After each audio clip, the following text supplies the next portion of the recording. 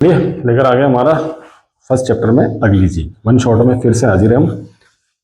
जो एग्जाम्स में आने वाले वो क्वेश्चन की बात कर रहे हैं केवल हम, और कुछ नहीं, केवल एग्जाम में आने वाले। और इस टाइप के क्वेश्चन आएंगे। देखिए डिजिट क्या आएगी वो एक अलग चीज है, लेकिन क्वेश्चन ऐसे ही पूछे जाएंगे, इससे बाहर कुछ नहीं आने वाला, ये ध्यान रखिएगा। अपरिमेय संख्या पी वाई क्यू फॉर्म में नहीं लिख सकते हैं, सबको पता है, ध्यान रखें भाई, पूछ लिया जाता है पी वाई क्यू फॉर्म में कि अपरिमेय संख्या क्या होती है, परिमेय क्या होती है। अब इसमें क्वेश्चन कैसे पूछे जाएंगे?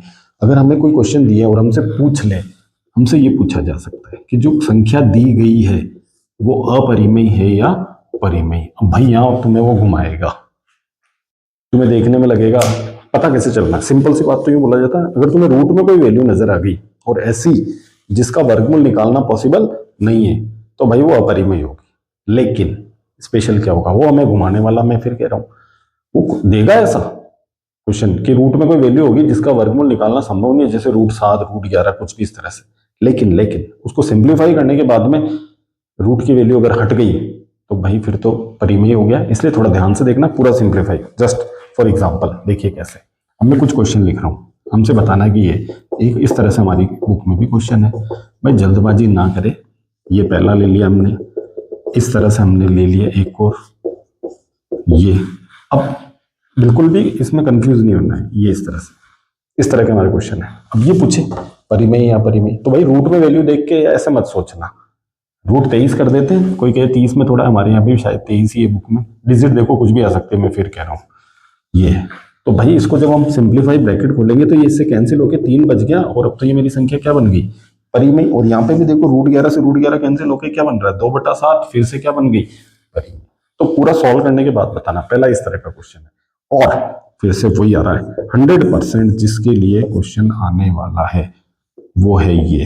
भाई ये टॉपिक अच्छी तरह से समझ के पढ़ के चले जाना एग्जाम में। इसका एक क्वेश्चन एग्जाम में आएगा, आएगा। हर का परिमेयकरण कैसे? भाई इस तरह से अगर कोई क्वेश्चन है 1/, जैसे मैंने ऐसा क्वेश्चन लिया √5 + √3, हमसे बोल दिया हर का परिमेयकरण। मतलब बता दूं पहले तो, हर यानी नीचे वाला मान, अंश हर का परिमेयकरण यानी अपरिमेय दिख रहा है, रूट में वैल्यू होगी हर में, हमें क्या करना है, नीचे से हर में से रूट को हटाना है। तो वो कैसा बन गया, परिमेय, यानी हर का क्या कहलाता है, परिमेयकरण। तो भाई ऐसा क्वेश्चन जब भी आए तो क्या करोगे, उस नीचे वाली वैल्यू से ही ऊपर नीचे इंटू करना है, इसी से ही ऊपर नीचे इंटू करना है, लेकिन साइन चेंज करके। ऐसा कब होगा, जब इस तरह का क्वेश्चन होगा जिसमें बीच में प्लस या माइनस हो। एक अलग और है, वो भी हम बताएंगे।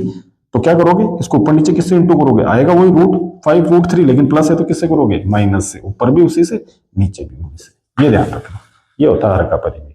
अब क्या होगा, ऊपर वाला ऊपर होगा, नीचे वाला नीचे। ऊपर वाला तो 1 से इंटू हो रहा है, तो वो तो ऐसे ही आएगा। और नीचे वाले को थोड़ा ध्यान से देखो भाई, सेम चीज, एक बार प्लस एक बार माइनस। कौन सी सर्व समीकरण लग रही है, a + b a - b, और क्या होती है हमारी a² - b²। a कौन है मेरा, √5, यानी √5 का स्क्वायर, b यानी कौन, √3 का स्क्वायर। अब ये तो वापस लिख दो, √5 का 5 हो गया, √3 का 3 हो गया, घटाया तो कितना आ गया, 2, और ये हो गया हमारा आंसर। अब देखिए समझिए, क्या हर का परिमेयकरण हो गया, बिल्कुल हो गया। क्यों, हर में देखिए कौन आ गया, 2, रूट हट चुका है, इसी को कहते हैं हर का परिमेयकरण।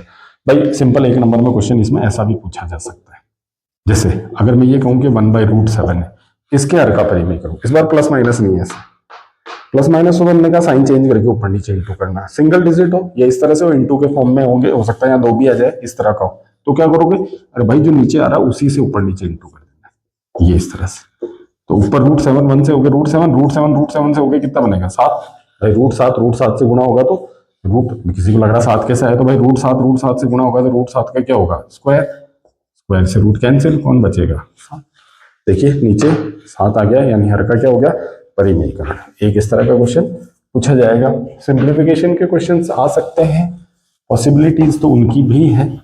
सिंप्लीफिकेशन से मतलब मैं थोड़ा सा बता दूं, इस तरह से क्वेश्चन जो बोल रहे हैं, जैसे सिंप्लीफाई करना, सरलीकरण जिनको बोलते हैं, सरल करना, भाई उसमें फॉर्मूला भी लग सकता है। जैसे ऐसा क्वेश्चन आ गया, ठीक है, या इस तरह से आ गया, ये भी अपने देखा था वैसा आ गया, या 3 ले लो, चलो ऐसे, ये सिंप्लीफाई। तो इधर तो a + b का होल स्क्वायर का फॉर्मूला खुल रहा है, तो क्या होगा, a² + 2ab और प्लस b यानी √2 का स्क्वायर। यहाँ तो a + b का होल स्क्वायर है, सिंप्लीफाई कर दो, √3 का स्क्वायर 3 होगा, 2 √3 √2 से √6 2, √2 का स्क्वायर होगा 2, 3 और 2 कितने हो गए 5, और ये यूं का यूं, और आंसर ये होगा।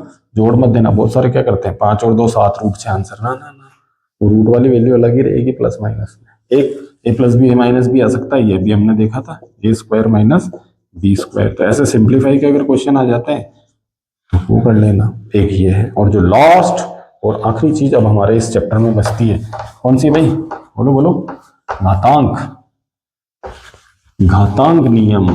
अब घातांक पावर से रिलेटेड बहुत आसान सी चीज है, कुछ घातांकों के नियम है, उन नियमों पे बेस्ड कुछ क्वेश्चन पूछे जा सकते हैं। सबको पता है, मैं एक बार फटाफट से नियम बता दूं।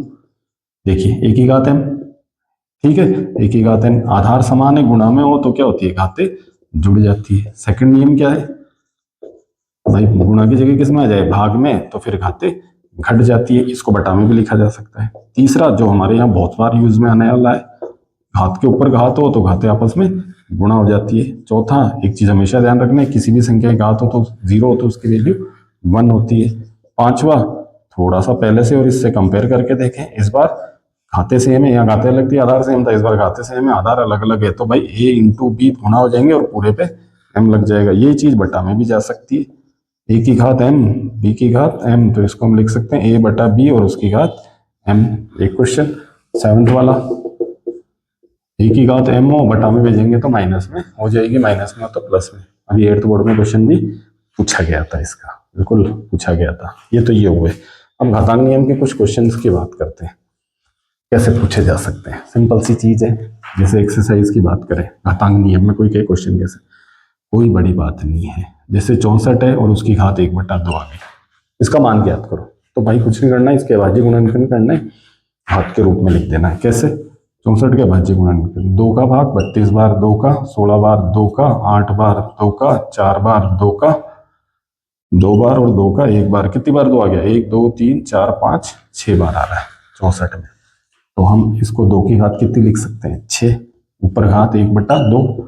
तीसरा नियम लग रहा है, घात पे घात हो तो घातें आपस में गुणा हो जाती हैं, तो 2 तो रहेगा, 6 किससे गुणा होगा, 1/2 से। 2 6 को कितनी बार काट रहा है, 3 बार, यानी 2 की घात 3 एकम 3, 2 की घात 3 का मतलब 2 इंटू 2 इंटू 2, और आंसर कितना हो गया 8। ऐसे क्वेश्चन पूछे जा सकते हैं, ठीक है। घातांक नियम ठीक है, ठीक है। अब आगे बढ़ते हैं, एक दो क्वेश्चन और है वो भी देख लो भाई। अगर क्वेश्चन ऐसा पूछ ले, सिंपल ऐसा ही है, देखो 32 और उसकी घात अगर हम मुझसे कहते हैं 2/5, पहले 32 के, तो 32 के हम देख चुके हैं, यहाँ से स्टार्ट है, तो 2 कितनी बार आएगा, 5 बार, 2 की घात 5, 2/5, घात के ऊपर फिर से घात, तो घातें आपस में गुणा हो गई, 5 से 5 कट गया, कौन आ गया, 2 का स्क्वायर, और वो कितना होता है 4। इस तरह से आ सकते हैं। कोई कहेगी और कोई क्वेश्चन बताओ, तो हमारी बुक में क्वेश्चन है, मैं थोड़ा सा उसको चेंज हो सकता है, लेकिन देखिए इस तरह से आ गया 2/7 डॉट, और ये मैंने कुछ इस तरह से लिख दिया। कौन सा नियम, पहला, आधार समान है, डॉट, डॉट का मतलब क्या होता है, गुणा, तो फिर घातें जुड़ जाएगी। अब यहाँ घातें जोड़ने का एक चीज ध्यान रखना, 2/7 में जुड़ेगा 3/5। देखो बच्चे क्या गलती करते हैं भाई, इंटू में होता है ऊपर वाला ऊपर वाले से नीचे वाला, प्लस माइनस में नहीं, प्लस माइनस में सबको पता है एलसीएम लेना है, तो लघुत्तम लेना पड़ेगा। 7 और 5 का एलसीएम कितना आ गया, 35, 7 का भाग 35 में 5 बार, 5 दूनी 10, 5 का भाग 35 में 7 बार, 7 दिए 21, तो भाई हमारा आंसर क्या होगा, 21 और 10 31, और बटा में 35। देखिए हमने डिजिट चेंज करी है, बुक में ऐसा क्वेश्चन है, डिजिट जो भी है, डिजिट को लेके कोई प्रॉब्लम नहीं होनी चाहिए। तो ये इस तरह से घातांक नियम के क्वेश्चन है। देखिए पहले चैप्टर में यही चीजें मैं फिर से याद दिला दूं, जो स्पेशल है वो ध्यान रखना। परिमेय, परिमेय के बारे में थोड़ा सा पढ़ के जरूर जाए, 1 मार्क्स का क्वेश्चन जरूर आएगा परिमेय, परिमेय से P/Q फॉर्म में लाने वाला, गारंटेड आना है। हर का परिमेयकरण गारंटेड आने वाला है। परिमेय, परिमेय तो मैं बता ही चुका हूँ, और थोड़ा सा घातांक नियम को पढ़ ले, इनसे बाहर कुछ आना ही नहीं है, क्वेश्चन इन्हीं में से ही बनने हैं। तो ये हुआ हमारा पहला चैप्टर, बिल्कुल खत्म जल्दी से, तो एक बार रिवाइज जरूर कर ले। सेकंड बहुपद सबको मुश्किल लगता है, थोड़ा सा उसको भी देख लेंगे, और उसके बाद ऐसे ही हम चैप्टर वाइज, क्योंकि हमारे पास टाइम कम है, हमारे एग्जाम तो स्टार्ट ही हो रहे हैं 24 अप्रैल से, तो फिर जल्दी जल्दी सारा फटाफट करते हैं। और जो जो चैप्टर हमारे केवल वार्षिक के कोर्स में, ईयरली में जिनकी वेटेज ज़्यादा है नंबरों के हिसाब से, भाई उनमें थोड़ा सा स्पेशली ध्यान दे लेना। मैं बता दूंगा पहले ही कि हाँ ये चैप्टर हमारे स्पेशली है, हीरोन्स फार्मूला हो गया, इस तरह से आयतन वायतन के क्वेश्चन। तो बिल्कुल जब वो आएंगे, जब उनकी बात करेंगे, तब तक बिल्कुल पढ़ते रहो।